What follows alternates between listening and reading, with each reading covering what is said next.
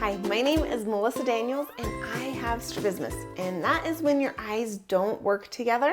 Your brain doesn't know how to use what's coming in from both eyes, and so a lot of times your eyes are not straight. And this is the second video in a series of videos I'm doing to help people understand what it's like living with strabismus and then the difference it can make when you do vision therapy and surgery to make your eyes straight and help them work together. My eyes are still not perfect, but they are so much better and I have had so many gains.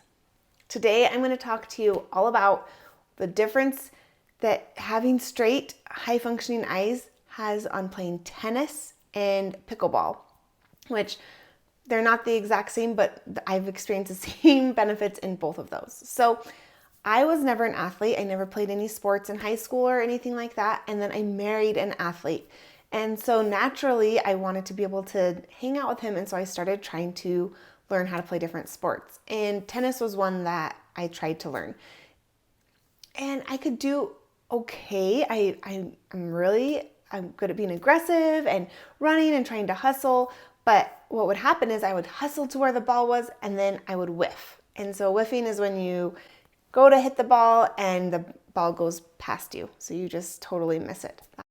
It would just happen over and over again, and I'd get so frustrated, and people would say, keep your eye on the ball, and I'd be like, I don't know what you mean. Like, how can you keep your eye on the ball? Because I felt like the balls were moving really fast. Like, they were just zooming past, right? These balls were just flying past me. Like, how in the world could you keep your eye on that ball? And it was something that I didn't understand. I did okay, though. Like, I practiced, I got some muscle memory, and I was actually able to play tennis, kind of. We took tennis lessons, and I actually even played in a tournament, like the very beginner level tournament. I didn't win. I think I lost the first game. But anyways, I was okay enough that I could kind of hit it back and forth as long as I wasn't playing with somebody really good. But I was still with it quite a bit, and I still was never keeping my eye on the ball. I was just kind of sometimes just move, I don't know, trying my best. So then I started vision therapy, and I actually got a lot worse, if you can believe it. For about a year, I couldn't play tennis at all. I mean, I could, but it was instead of out of every 10 whiffing 3 or 4, I was whiffing 7 or 8. I was getting a lot of double vision. I just could not play tennis. And so I was I knew that in vision therapy, a lot of times you will see results and progress go down at first and before you see the improvement, because what was happening is before I was only using one eye. I was completely suppressing my right eye. It was over here, not doing anything. And so the whiffing and not being able to watch the ball was because I was only using one eye. But when I got both eyes working, they didn't know how to work and play nice together yet. And so that was making it even worse because my two eyes it was almost like they were fighting against each other. So now that my eyes are coordinating together better and I'm able to use both eyes, they're not fighting against each other as much. They still do a little bit. I am able to have so much more success with the tennis or pickleball, whatever one of those racket sports I'm playing. The two main ways that I see difference is I don't whiff it anymore. I'm still old. I'm still not like this agile, athletic machine, right? I haven't changed my body makeup, but if I get to the ball, I hit it.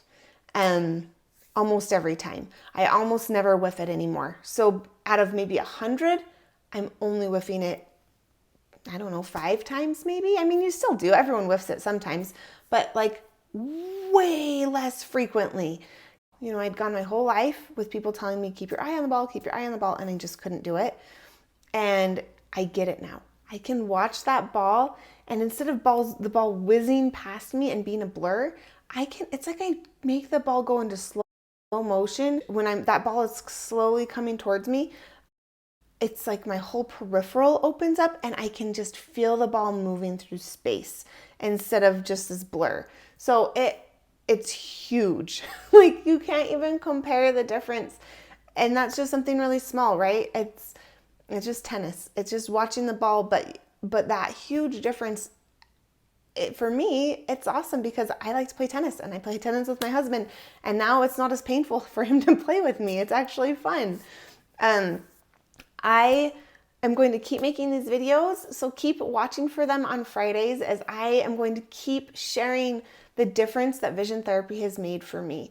And if you want to learn more, if you are interested in starting vision therapy, in investigating, you don't have to commit. You can find an office close to you. I can help you with that. I do consults. If you go to strabismussolutions.com/consult, you can meet with me. I can kind of help you understand the whole process. I can help you find an office and go through all of that. And if you're already in vision therapy and you are wanting that feeling of the ball flying through space in slow motion and expanding your peripheral, definitely go check out learn.strabismussolutions.com, where I have a course called Mastering Peripheral that can help you learn that skill and expand on what you're already doing in vision therapy. So I'm super excited. I hope more people, my goal is to help as many people as possible achieve these results that I've gotten, because it's so impactful in your life. So have a good one, and I'll see you in the next video.